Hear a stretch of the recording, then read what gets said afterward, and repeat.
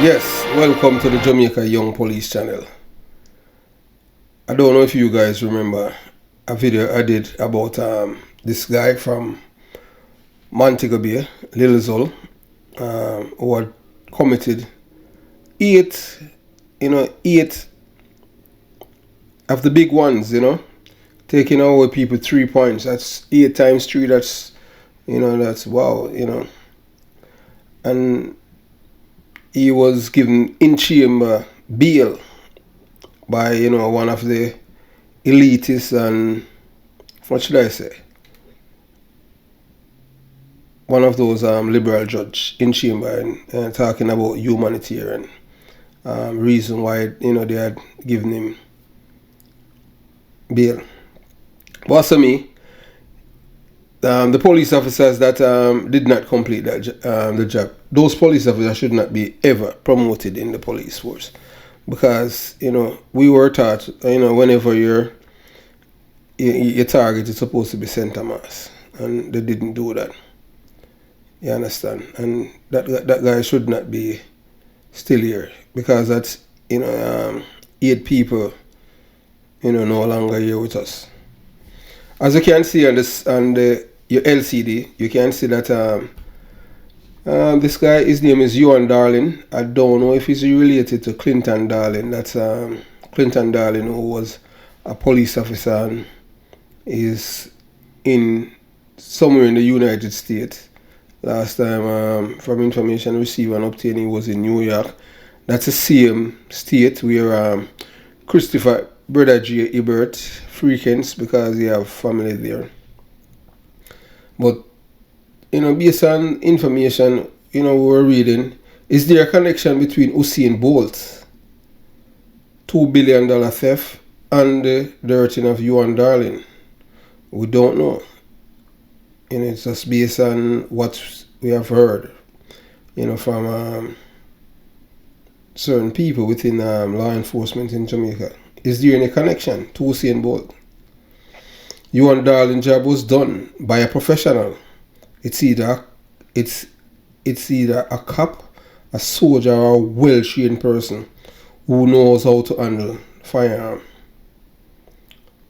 The man that shot and killed by unknown assailant in Alpha 3 police here at St. Andrew last night was reportedly an architect who have done extensive work for legendary sprinter Usain Bolt.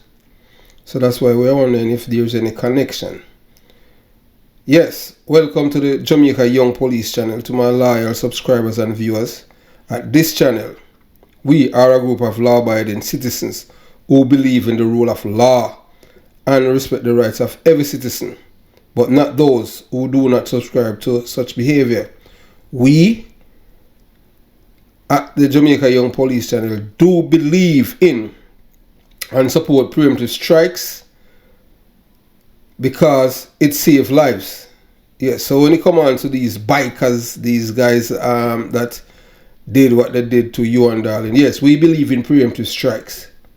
Yes, because that's the best way, because you're saving life. Preemptive strike, will be saving Euhon Darling's life. So that's what we believe in. Before we continue the journey, if this is your first time to the channel, please consider subscribing to the channel. It doesn't cost a dime, a penny, a nickel, a pence, or a peso, and even a ruble, not even pound or euro, dollars. It is free. Yes. And most importantly, it won't clog your phone memory, because subscription does not affect your cell phone memory. By clicking on the subscription button, click on the bell and select all, so that when we at the Jamaica Young Police channel release a video, you are the first person to get the notification of the same. Like the video. Yes, like the video. Share the video and comment below. And I know that somebody out there know the killer. Yeah, somebody out there know who was the rider and who is the pillion. And please, we at the Jamaica Young Police channel, we are asking you for your help. By contacting us at 954 556-0275 so that we can pass on the information to SSP Nesbitt at Alpha Tree Police Station. You know, SSP Nesbitt is a man who believes in justice, you know. We have seen him work over the years. You understand? You know, we work with Larry. I know that Larry is not one of them tough guy like SSP Nesbitt. So that's why you understand, because we know say SSP Nesbitt, him love, you know, you understand, him love in time boy him love the preemptive strike, because preemptive strike save life, you understand? So we don't want these two guys and them anglers to feel comfortable, because it's a paid job, in it, and you understand? So we don't want them feel comfortable. So I want you to listen to this video, you know, from the scene, and you listen. I am not going to show it, but I'll let you listen to it. Alright? One bike, you see them a while ago when them go so. You see the bike when it goes so a while ago, man, but we never pay that man. So how do you find opposite up on there, sir? Right. Can look at him and them parking, man. But them just going front time, man. So how they do that? Two bikes. Right, man. 1, 2, 3, 4, 5, 6, 7, 8, 9. 9 target, man. 9 get, man. Yes, you know, everywhere in Jamaica we always have all kind of, you know, you have village law, yeah. You know, so listen, those are the village police, unofficial police officers. So they are reporting from the scene, you know, and telling you, the audience, what they have seen and counting the holes, the entry. And, you know, I am looking at Mr. Darling inside the vehicle. It's a right-hand vehicle, and you can see that they did a number on him. And I hope the police is able to talk to those people, because they are witnesses. In this time and age, especially in 2023 in Jamaica, you cannot be complacent. You cannot be complacent, and you cannot trust anyone in Jamaica anymore, because we're living in a different era. Selfishness, greed, jealousy. People will just, you know, take your 3 points for various reasons. You don't have to do people anything. People do not like the way you're living. They do not like who you're dating, or, you know, all kind of things. And people just decide that they want to cause hurt to person who's related to the person who have lost their 3 points. And that's how these people operate in Jamaica, because they're empty. So the deceased man is identified as 42 years old, Euhon Darling, from Kingston 8, of a Kingston 8 address. And, you know, we were very appreciative of the police, the way that they have worded this information. They did not put his physical address in the public domain, which is good. And it's a long time I haven't seen something like this. So this is to protect the surviving family. You know, if there is, he's not the only target, you know, for that. And we applaud SSP Marlon Nesbitt at Alpha Tree Police Station, the officer in charge of St. Andrew Central, to make sure that the necessary information was not passed on to, you know, the public. Just, you know, you understand, because we have seen it too many times, putting witnesses and surviving, you know, relatives who are related to the deceased person, you know, putting their lives, compromising their security. A very good job. So Mr. Darling is a Wolmerian. That means he used to attend Wolmer's High School. Has done design work on several buildings in the corporate area, including the Fontana Pharmacy on Waterloo Road and Bert's Auto Parts on Mullines Road. Head of the St. Andrew Central Division, Senior Superintendent Marlon Nesbitt, says the police are pursuing several leads. SSP Nesbitt says the incident took place sometime after 6 p.m. yesterday. Darling was taken to hospital where he was pronounced dead. A motive is yet to be established for the murder of the St. Andrew architect Euhon Darling. The 42-year-old was gunned down in his car at the parish intersection of Cargill and Skibo Avenue, Kingston 10. That's in the Kencat area. For those who are not familiar where this incident happened. So that's really close to where the Ramdayal's son was killed. So these bike men feeling comfortable to go in Alpha Tree police area and commit crimes and get away with it. And something needs to be done about this. When I was stationed at Unspear, a lot of things that they have implemented in Jamaica, it's originated from Unspear. The bicycle, that is the police riding in Jamaica, yes. You're listening to the architect of it. Yes, this man and Bobby Reds. It didn't come from out of the commissioners of police offices. It came from our brainchild. Yes, Chris Porter and Bobby Reds. It's our brainchild, and it's something that is standardized now in the police force. Under squad used to be very effective when under squad was around. I don't know what they have now. Under squad would be busy in that area because the under squad used to be on the street 24/7. And these police travel in a group of like 5, 6. And those two guys on the bike, if under squad was around, their goals would be cooked. But they are, they are scrap. That the real criminals in Jamaica have been scrapping the police force so that their friends can commit crimes and get away just like this one. So that's what happened. Under squad used to be very effective. It is reported that at about 6:35 p.m. on Monday, January 31st, Darling was driving his Nissan X-Trail motor vehicle when he was pounced upon by men traveling on a motorcycle. It is alleged that the pillion opened gunfire, hitting Darling, resulting in the vehicle crashing into a wall. The pillion reportedly again opened another round of gunfire at the vehicle, hitting Darling several times. And you know what happened, he was pronounced, no longer here. Yes, we at the Jamaica Young Police Channel, yes, I am a former detective of the Jamaica Constabulary Force and a member of the United States Navy, where I was trained by some of the best people in the world to develop my shooting skills using various firearms, rifles and handguns.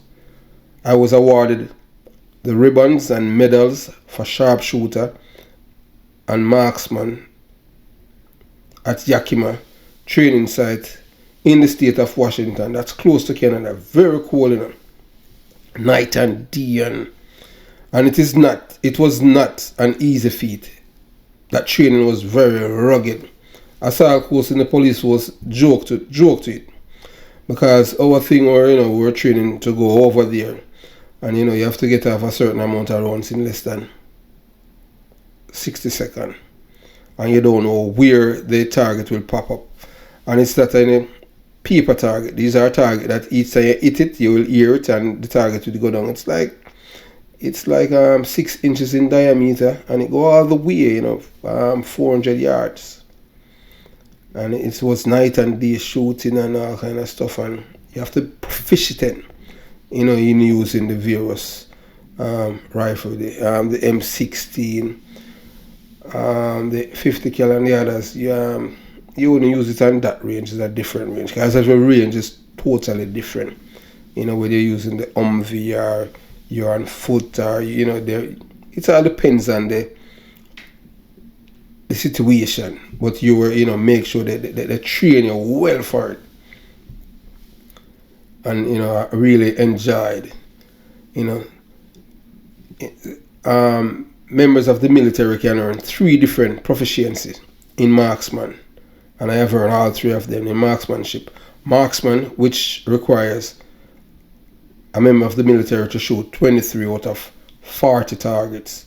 Sharpshooter need a soldier to hit 30 out of 40. A sharpshooter is highly proficient at accurately firing firearms, or at or other projectiles weapon. Yeah, so I have that ribbon too.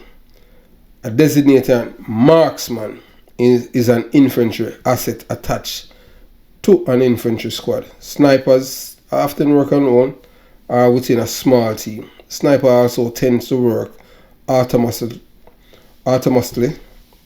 with specialized mission set. On the other hand, a designated marksman will conduct basic infantry operations. Expert rifleman, which requires soldiers to shoot 38 or more out of 40 available targets. So I have attained that. Thousands of rounds. They make sure that they train you well. It's a 3 months training where trust the only time you really get a break was like on some weekends. But you have to, book work. I'm telling you, it was nice. Good. Although you get that training, when you go to boot camp, but depends on where you went to training. But this training was one of the best I have received. Feeling confident, knowing that once you pull your pistol, bingo. They say one shot, one kill, you understand? So, we applaud. That's why we love preemptive strikes. A rifle expert is a U.S. In the U.S. Navy who qualify by fire and they issue weapon at the range and has attained the highest qualifying score. This badge has the look and feel of genuine quality and is the same used by most active duty military members on their uniform. All of these qualifications are on my DD-214. The DD-214 is a certificate to say, yeah, you serve in the military and this was a branch, and even your address, your home address when you join the military, and it gives you all kind of information and all the badges that you're entitled to wear. And I have all of those to wear on my ceremonial dress or my regular uniform, military uniform when I was serving. Although I still can wear them because it's mine. I have gained them. I have earned them when I was in the military. So when I am speaking, it is because of my background as a former police officer, a member of the United States Navy. The killing of this man, Euhon Darling, was not a random shooting. It was an hit. Yes, and when I say it without any apology, it was an hit. And it was coming, and it was coming from someone close to him, or business gone sour, over money, or something. I am not privy to the investigations, and based on his background, I can give a synopsis about his career path, which is the builders or investors in real estate in Jamaica of building apartments who are targeted by other builders for their life. Looking at the windscreen and the grouping of the bullets only show that this job was not one of your little ordinary dirty boy or shotters.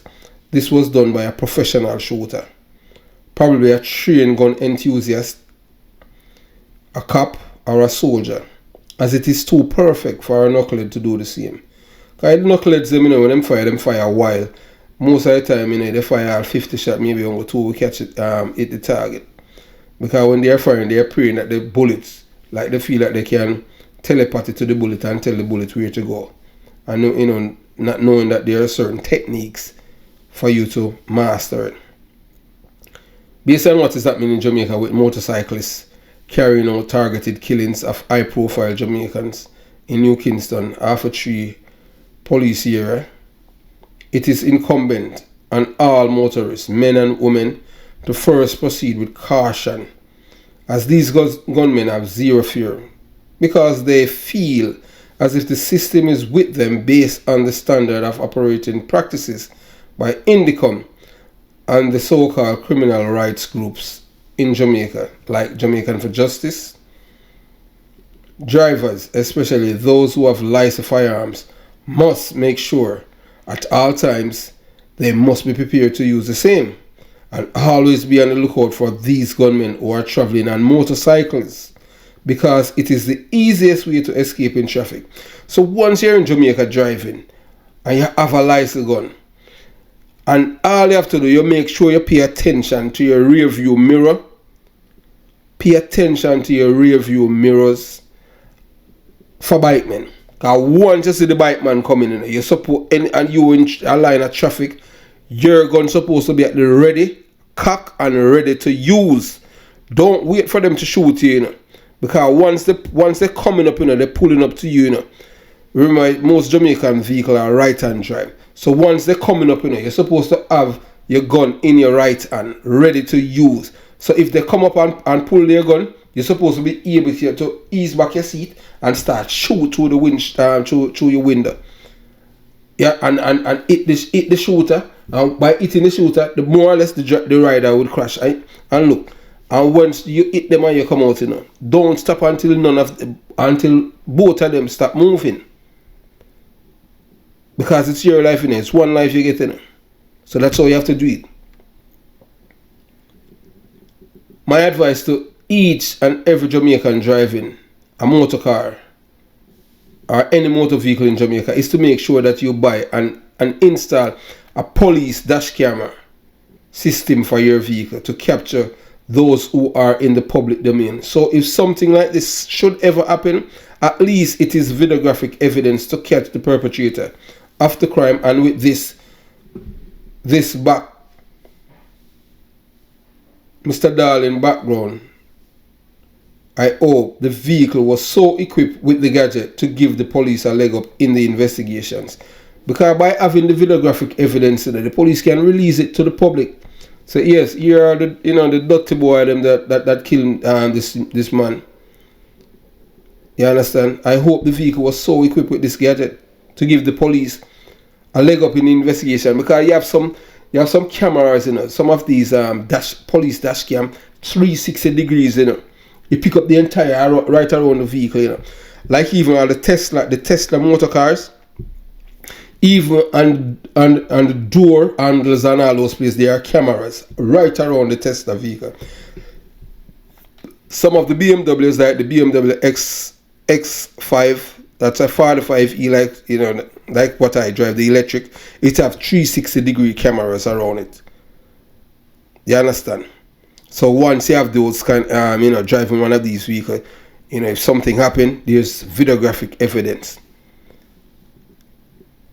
So, you know, you have to look out. And police, where are the police bikes? You know, I'm telling you, you know, where are the police bikes? Because if a police bike, these guys are so comfortable that they shoot him, he crashed, and then they go and shoot him again.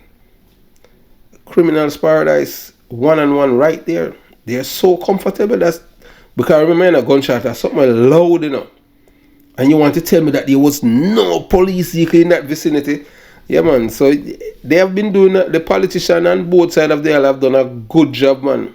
Good job in dismantling the police force. Yeah, man. For one man, Christopher Doodle Cook. One man. They dismantled the police force. So one man. And, you know, now this man lost his life. You know, because before then the police used to be out in the street in numbers. Every time these guys commit one of these murders, they get away. The only time was the time when and it's because they were driving cars, you know, along Hope Road near to Nutswood Boulevard, Waterloo Road, right there that corner there near to, I don't remember the name of the apartment complex. But this is what happened one time, you know, you're building the criminal's paradise. And the criminals are revered and celebrated in Jamaica. Those of us who are investigators knew that this killing was not a random, but a targeted job. And it was well planned by those who wanted to see this man dead. And for them to know where he was, it was someone very close to him. So it wasn't any genie or any genie stuff for them to know where this man is, where he was at the time, or where he was going for them to kill him. Because you have to understand, you know, there's a thing that they call out in the criminal world, they call spotters. And guess what? Most of the time, guess who are the spotters? Women. Yes, women are the first and foremost spotters. They would lure the men And somewhere there that we had to have sex with them, and then bingo, it is called spotters. So we don't know if that's what we don't know if where he was coming from or where he was going. But spotters, so they would know the vehicle that he's in and all kind of stuff. And some people, because they think that they live uptown, so they're complacent. You cannot be complacent in Jamaica. Anytime you see a motorcycle and you're driving your vehicle, remember they kill a politician and Marcus Garvey drive last year, and you don't even hear zip from it. Who did it? And they were on bike, motorcycle. When I was at Huntsby, that could not happen. No guy could not kill someone and Marcus Garvey drive and get away. No way. Yes, man. When we were there, and myself and Bobby Reds, man, because we had a bike. You understand? That's apart from under squad, so all these little bike unit, or we as a 2-man team, though they could not kill the politician and get away when we were there, Bobby Reds and I. Those guys would be big. You understand? But because criminals know that they're the chosen one, and they know that the police, they don't have the zeal to do any work. The police are demotivated. There's so many variables that what's going on in Jamaica. So it's the people, you have to protect yourself in Jamaica. You cannot rely on the police anymore to protect you, because I am telling you, the police are living in Jamaica in droves. Trust me. I am going to let you, to listen to one of them, who have left. They're leaving the police force in droves. And I don't blame them. I'm happy that I left. But unfortunately, somebody have to police the island. We at the Jamaica Young Police Channel would like to offer our deepest condolences to the man's family. That's Mr. Darling's family. His loved ones, friends and co-workers. And that his soul rest in peace. We know that the memories of Mr. Darling will never, ever leave the memories of his family, friends and loved ones' memory. It will forever etch in their brain because of the time that he had spent with them on this earth. Have yourself a beautiful day. Jamaica Young Police Channel out.